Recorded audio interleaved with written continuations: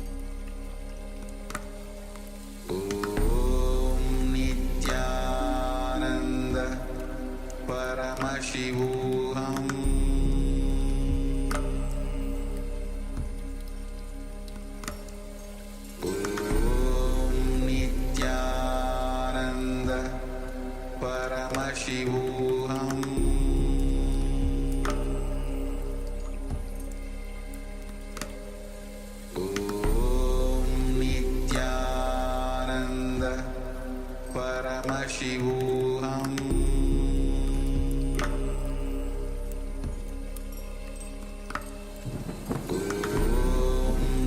Nithyananda Paramashivoham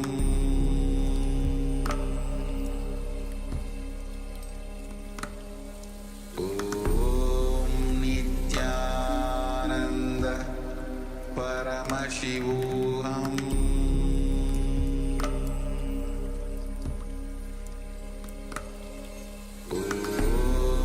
Nithyananda Paramashivoham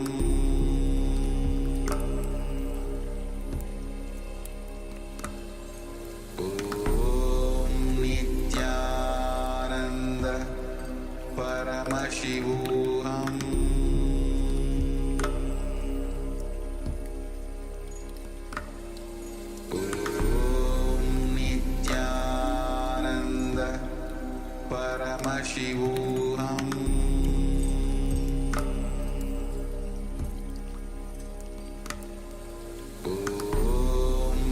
Nithyananda Paramashivoham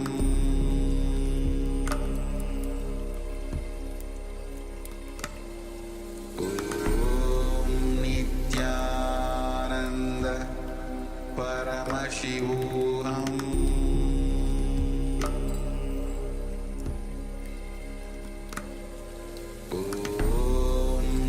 Nithyananda Paramashivoham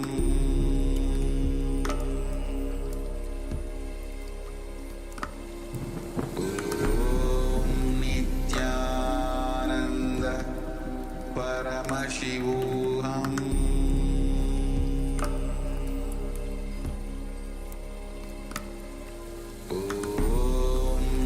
Nithyananda Paramashivoham.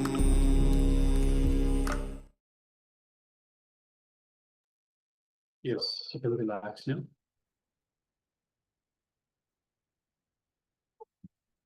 And now take a moment and take a second measurement for your height. Take a second measurement for your height. And let us know the difference. This, for those of you that have just joined us, this is the power manifestation segment. This is the power of increasing your own height. So in this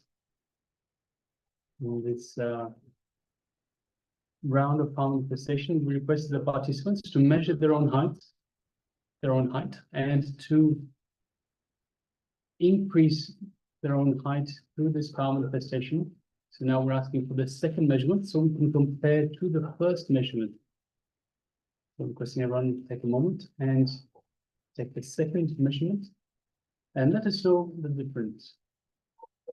It's a visible difference, so if it's perhaps you've marked it up on the wall, you can take a screenshot. It's a shot with your mobile perhaps, and send us the image so we can see the difference. We can see a clear difference between the first mark and the second mark. So after you have checked the height with the second and the first one, let us know the difference, whether it has increased, even if it has decreased. Please go ahead and let us know. Make sure there's you don't leave a permanent mark on the wall. Yeah. So if you are using a wall measurement, please make sure you don't leave a permanent mark on the wall, so you can clean it. Anna is asking, finish now. Yes, we just finished this round of power manifestation. So we are manifesting the power of increasing your own height. So please go ahead and start sharing. So requesting everyone take a second measurement and let us know the difference in the first and the second measurement.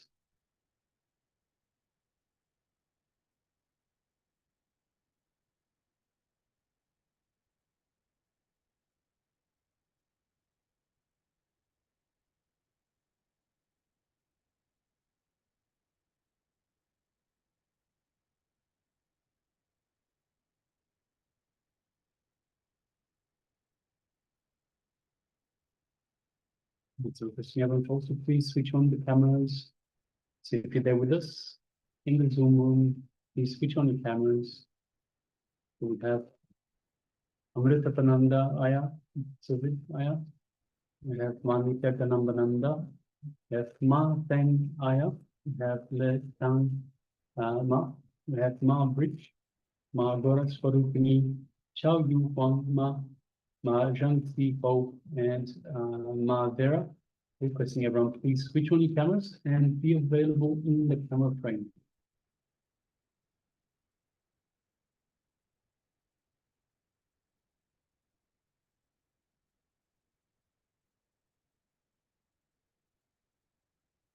Yes, please go ahead and share. So we have Young Chao Chon Aya. Can you let us know? Yes, so yes. You're still tapping. Okay. We have Van Pishinaya. Panchi Singh Aya. We have measured the height also. So let us know. You can put your height in the chat and let us know how you went to the power manifestation. Also Ma Nandeshwari. And Ma Vera Lucia Agostino, if you've taken part in this power manifestation, do let us know.